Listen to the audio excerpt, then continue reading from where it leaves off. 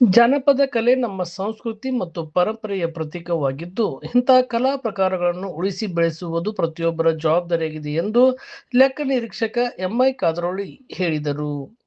ನಗರದ ಬಾಪೂಜಿ ಕಾಲೇಜಿನಲ್ಲಿ ಕನ್ನಡ ಮತ್ತು ಸಂಸ್ಕೃತಿ ಇಲಾಖೆ ಬೆಂಗಳೂರು, ಡಾಕ್ಟರ್ ಬಿಆರ್ ಅಂಬೇಡ್ಕರ್ ಜನಪದ ಕಲಾ ಪೋಷಕ ಸಂಘ ತಾವಲಗೆರೆ ಹಾಗೂ ಬಾಪೂಜಿ ಕಾಲೇಜು ಇವರ ಸಂಯುಕ್ತ ಆಶ್ರಯದಲ್ಲಿ ಆಯೋಜಿಸಿದ ಜನಪದ ಕಲಾ ಉತ್ಸವ ಕಾರ್ಯಕ್ರಮವನ್ನು ಉದ್ಘಾಟಿಸಿ ಅವರು ಮಾತನಾಡಿದರು.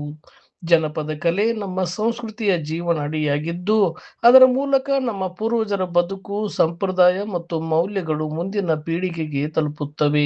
ಆದ್ದರಿಂದ ಪ್ರತಿಯೊಬ್ಬರೂ ಜನಪದ ಕಲೆಗಳ ಸಂರಕ್ಷಣೆ ಮತ್ತು ಪ್ರೋತ್ಸಾಹಕ್ಕೆ ಕೈ ಜೋಡಿಸಬೇಕೆಂದು ಕರೆ ನೀಡಿದರು. ಕಾರ್ಯಕ್ರಮದ ಅಧ್ಯಕ್ಷತೆಯನ್ನು ಪದವಿ ಕಾಲೇಜಿನ ಪ್ರಾಚಾರ್ಯ ಎಂಬಿ ಯಕ್ಕುಂಡಿ ವಹಿಸಿದ್ದರು.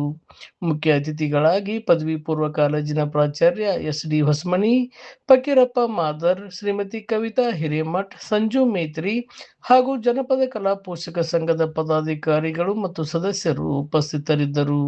ಕಾರ್ಯಕ್ರಮದಲ್ಲಿ ಸೋಬಾನ ಪದಗಳು, ಏಕಪಾತ್ರಾಭಿನಯ, ಜನಪದ ಗೀತೆಗಳು, ಜನಪದ ನೃತ್ಯ, ಭರತನಾಟ್ಯ, ಹಂತಿ ಪದಗಳು ಹಾಗೂ ಸಂಗ್ಯಾ ಬಾಳ್ಯ ನಾಟಕ ಸೇರಿದಂತೆ ವಿವಿಧ ಜನಪದ ಕಲಾ ತಂಡಗಳ ಮನಮೋಹಕ ಪ್ರದರ್ಶನಗಳು ಪ್ರೇಕ್ಷಕರ ಗಮನ ಸೆಳೆದವು.